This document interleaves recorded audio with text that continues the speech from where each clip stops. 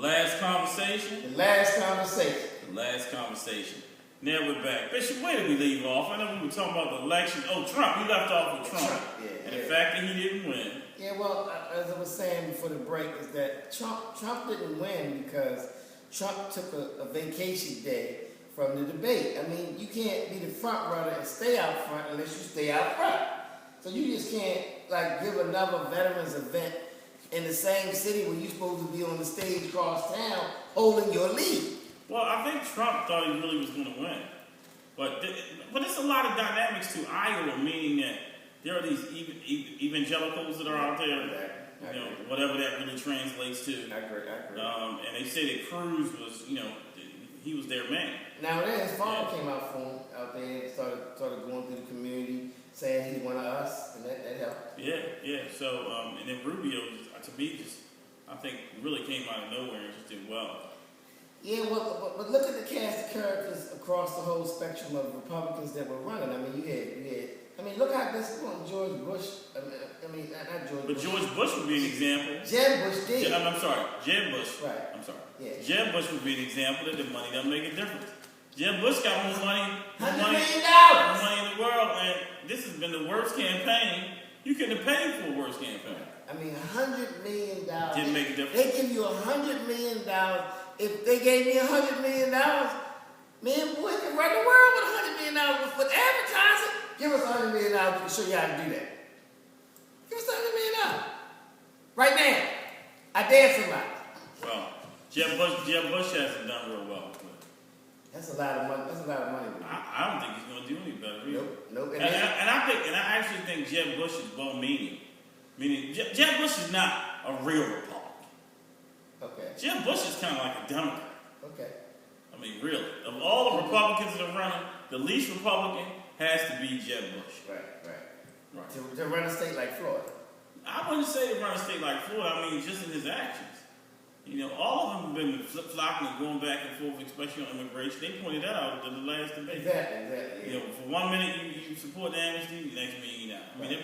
They've been going back and forth depending on I hate to say it, but the mood of the voters. Right. And so then you got another scenario. What about Ben Carson? I really don't want to talk about Ben Carson because I think if Ben Carson, I think first of all he missed his vantage point when he had his vantage point because he was out there hit them at a point too. I think a lot of things made him slip too. He did the same move that Trump did. How you gonna be in the middle of the campaign and go on a book tour? Come on, give me a break. I understand the politics of showbiz. I don't think that's what hurt. I got that point. I don't think that's what hurt Carson. I think when they started to go after Carson for things, I guess, in the book. Okay. And whether or not those things are true, that's when he started slipping. Okay. All right. Well, then he's a better neurosurgeon than he is an author and a politician. No, I think he's a good politician. You think so? For him to pull down 10% out of Iowa, based upon everything, I think he's done fine. Jeb Bush didn't get that 10%. Well, neither did Chris Christie. No, and I think Chris Christie is a great politician. And you heard about no matter how you feel about Chris Christie, when Chris Christie gets the mic and starts to speak, he speaks well. You mean when he was saying, "Shut up and sit down until I finish what I got to say"? I think this is what Cruz was talking about when he was saying New York values. Okay. I really think in the Northeast, and I would classify Baltimore being a part of the Northeast, from Washington, D.C. to Boston, Massachusetts, that there's just a different way of looking at the world. And to some extent, I don't know how much of a nice guy you can be when you're going to be the governor of New Jersey. It's just that's not the way the world works. Right. You see what I mean? The guy in New Jersey's got to talk to the guy in New York, that's got to talk to the guy in Philadelphia. The guy in Philadelphia got to talk to the guy in Baltimore, got to talk to the guy in D.C. It's tough. Yeah, it's tough. You know what I mean? So, But Christie was flying high until he had that problem with the transportation authority over there, But I think the real problem is that perhaps at the end of the day, Americans are going to miss out on some good political talent. I understand, but boy, and the scenario dealing with Christie. How about the reporter going to ask him about, the storm that's coming to New Jersey? And his response was, what you want me to do? Go take a mop and just mop up the water? No, that's not the response. Well, I mean, could Christie have more tact? Yes. Could Donald Trump have more tact? Yes. But this is what you got to realize. Some of these individuals are people out here to get things done. I agree. Right. Like, I give it to the Clintons. Right. They get things done. Bernie, I think, is an untested commodity. I think so. Because I think the softest job now is this U.S. Senator job. Because you really don't do anything. It's not even like being a governor or a mayor where you have some established territory that you're responsible for being run on a daily, weekly, monthly basis. Yeah. Excuse me, this senator role was like a floating job, and a lot of them don't vote on the bills. Well, they put a vote records on them. Half of them wasn't even there. Think about it. Senators essentially come from I guess the medieval time when the Romans had the first senator. Well, the difference, and I don't know how they do it in England, but I think it's the House of Lords and the House of Commons. Right. So the House of Lords, I think, is just a bunch of rich people that just get the spot because they're rich. Right. The House of Commons and everybody else who really had to run. Exactly. Because there's some idea of this, kind of, lineage in England that exists, and that there should be a right through lineage. Right. But what about the thing that happened today with the fact that Rand Paul dropped out? And then they saying that Sam Toomer was about to drop out too. I think Rand Paul speaks very well and is very knowledgeable on those kind of Patriot Act, Fourth Amendment issues, whether or not they should be collecting everybody's information. Right. But he's just another, to me, person that's just blowing a lot of hot air. Okay. You know what I mean? I'm not surprised. His message wasn't going anywhere. Well, he essentially understands that he won't be a senator unless he concentrates on. But I'll tell you, a big part about this is are people who don't have showmanship. Because if you think about it, Trump isn't really saying a whole lot, but he's got more showmanship. Let me tell you something, boy. They should have watched showmanship in 2006 when Bowie was a candidate for the judgeship up there in Baltimore County, Maryland. Bowie got on television and said, "This is not 1966. This is 2006." Started the biggest fight in the world in Texas. I said, "Oh my God." We all getting along there, so let's talk about it. Let's talk about something else. I said, what did he say? That's my man. I got his back. In the words of Rodney King, let's just all get along. And they can all get along. Yeah, we all get along. Peace to the judges up in Baltimore County.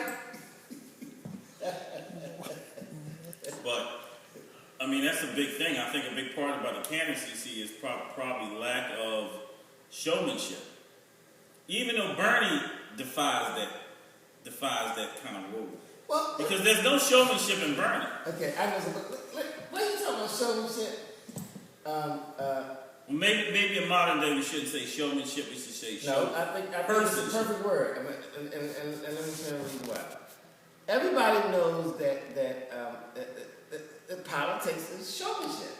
I mean, you can't run for office being some dull person that can't get the media to follow you around, because you need publicity to do that. Yes. Hopefully publicity that you don't have to pay for, which Donald Trump took in the stratosphere and achieved. He did, but he's an interesting man. Yeah, he's interesting. He's definitely interesting. I mean, let's really talk about He's very interesting. He's interesting. Right. I mean, even though I heard some African American people say, we're going to be putting the ball in the chain if we get to be the president. And that was interesting to hear that comment, because I always thought, maybe it's because I'm older, but I always thought that Donald Trump had good relations with black people. Well, I can remember him when I was a kid, him being seen with Tyson, him being seen with Don King, him being seen with Oprah. I was like, Donald Trump's cool. I mean, really? Look. You know what I mean? I was like, where is this coming from? Did I miss something? Did I miss something? During this whole election cycle, Mike Tyson came out and talked good about Donald Trump. He says Donald Trump is a very good businessman that has a lot of different skills that could run this country. And he said, and Donald Trump don't play around when he puts that money up. Yeah. When he's ready to do something, he didn't organize that money. He come to play. Mm-hmm. He already thought about the plan before he get out there and start executing. Interesting. But I think, boy, some things that we talked about before about you really do need a non-politician businessman to run this country. Well, I think that's going to be the new model. Yeah. I think one thing about Carson, no matter how you feel about him, the fact that he got 10% of that vote, right, that's going to affect it. And he never held office before. Right. So I think that idea of that non-politician coming in and making a way it's established at this point. Right, it's established. It's established. Right. It's established, and that may be the new modus operandi as far as how things are going to happen. But if you think about it, there's been some commercials here in Baltimore about the guy Warnock who ran. He's a business guy. He's a business guy. And I saw his commercial. Baltimore doesn't need no more politicians, which is true. I think the whole country needs to throw all of them off the ship. Well, and get some new blood. I think the electric may do it, and I did see that Bill Warnock commercial, and I thought it was interesting. I thought it was a person who has mastered commercials. I think it was a very good commercial. It was a great commercial. Yes. I have no idea who made it, but it was a great commercial. It got all the points that he was trying to get. So we'll have to wait to see if Sheila and Nick Mosby See, I heard the Nick Mosby radio ad today. Okay. But I'm curious to see whether or not they're going to do TV. Nick Mosby would need somebody like William R. Boyd III to do an advertising to propel him to some other type of statue to get him elected. I think that one thing is that I think Nick Mosby is. I'm sure he was a good politician. Yeah, I'm saying that. Yeah, he's a good politician. But he would need some veteran communication people behind him to get his message. Warnock's got it though. Who? I analyzed the Warnock commercial. Warnock's got it. Whoever did that commercial, they know what they doing. Yeah. I mean, it was borderline Hollywood. Borderline Hollywood. Yeah, you better get your act together. I'll beat you with this commercial. Don't let me keep playing this. Exactly. You about to have some problems. And I'm sure they got it up on YouTube by now. Well, YouTube shows he got it on TV. He got it on TV. Yeah. Holla at your boy. But back to Sheila. I mean, I think that I think Sheila's going to do well no matter what. I mean, she's established name. Election, I think that she has a sense of Baltimore. I think she can be a really good administrator for Baltimore City, based on where Baltimore City is right now. Well, I think Sheila will do an excellent job too. And I think that she kind of got thrown out on some interesting situation. Some silly stuff. Almost could have been resolved. Yeah, some silly stuff. Next thing you know, we got riots and everybody looking at each other, we crying. Right. And I think that the current mayor did everything that she possibly could. I think riots are just one of those types of things where, we all like the Monday morning quarterback, but I had no idea what to do. Okay, and boy. I'm glad I'm not put in that situation. Boy, let me say this to you. I know you, right? Okay, I know you for a long time. Now, if you was the mayor of Baltimore, you would have handled the thing a lot more different than Stephanie Rawlings Blake. And I'm not saying anything derogatory towards Stephanie, because she did the best she could under the circumstances that she was dealing with. But I'm saying that when you come from a childhood, when you come from a young adulthood, when you come through college, and you've had different circumstances happen to you during your own personal development, they can take you through other storms. So sometimes, because people have a lack of friction and calamity in their life, that they can't take you through those storms. They freeze up. Oh, I hear what you. Not because they're incapable, it's just that they don't have the veteran experience of dealing with all coming at you at the same time. See, this is my thing. I don't think anybody really had the answer for that, because it's not something that occurs often. Exactly. And there were only two different approaches to this. It was either going to be a soft approach or a hard approach. Okay. And I think the feel with a hard approach was that this is going to look like this is, as you say, 1966. Right. Under black people controlling the city like that. I don't think it makes any difference. I think the issue of race is probably overrated to some degree, especially as it pertains to certain things, because this is the problem that the Republicans present to the Democrats, which is a true problem. I mean, if this democratic principle is the right principle, right, and y'all been in charge for 50 years, right, why does the hood look the way the hood look, and the inner harbor look the way the inner harbor look? okay. And we're not really talking about whether or not it's Sheila Dixon or Stephanie Rawlings Blake or whatever. There's just been a discrepancy. Okay. Well, let's take it a step further. You know what I mean? Okay. If you took an analysis of who was in power in certain jurisdictions around the country, Baltimore included, and say, okay, the Democrats was in power for this amount of time, and what did the citizens get for Democrats being in power? And the same thing for the Republicans. What did the citizens get when they controlled the power of the purse? I don't even That's know. what it come down to. I don't even know when the last Republican mayor of Baltimore was in power. Oh, I don't know. I don't know either. I'm not gonna say I'm not that great political. But I agree historian. with your analogy is that we've had a democratically controlled area without the people having the benefit of anything being done. Right. So I guess what I'm saying. So when those situations occur, when you have, to me, unforeseeable things happen, right. I would classify the riot as being an unforeseeable event. Okay. Yeah, I mean, I'll be honest with you, and I think I'm a relatively knowledgeable person.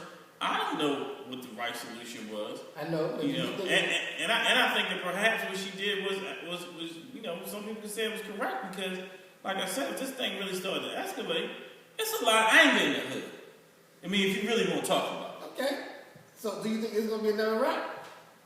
I don't think there's going to be another riot. What about the fact that the first I don't think no matter what happens as it pertains to Freddie Gray, there will not be another riot. Okay. Because you want to hear why? I want to hear why. Because I think when they had the well, you know what?